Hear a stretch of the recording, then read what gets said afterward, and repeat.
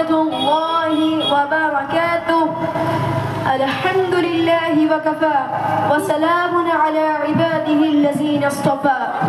أما بعد فقد قال النبي صلى الله عليه وسلم أدبوا أولادكم على ثلاث خصال: حب نبيكم وحب أهل بيته وقراءة القرآن أو كما قال عليه الصلاة والسلام.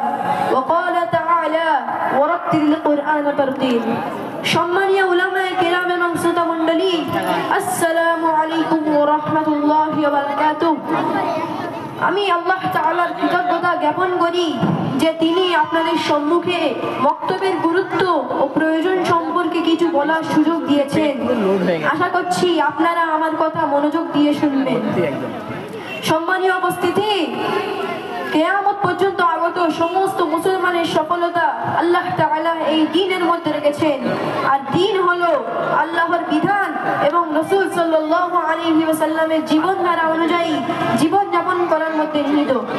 বোঝা গেল যখন সফলতা দ্বীনের মধ্যে আছে, তাহলে প্রত্যেক ব্যক্তির জন্য দ্বীন শেখা আবশ্যক, যাতে সে তার উপর আমল করে এবং নিজের জীবনকে সফল কাম করতে পারে।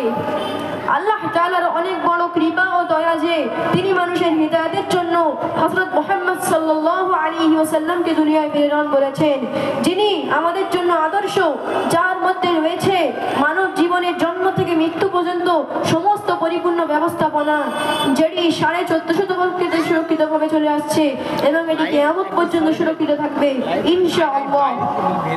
কিন্তু বড় পরিতাপের বিষয়, আজ আমরা কুরআন ও হাদিসের ইলম অর্জন করা থেকে এবং তার উপর আমল করা থেকে বহু দূরে আছি।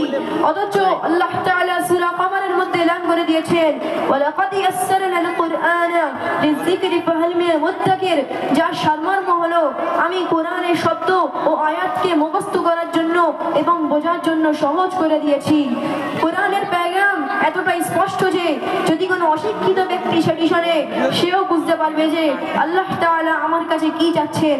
আর এটাই বাস্তব যে দুনিয়ার কোনো শহর এবং গ্রামে চলে যান, যদি সেখানে কোনো মুসলমান বস্তি থাকে, তাহলে কোনো না কোনো কোরআনের হাফেজ অবশ্যই পাবেন।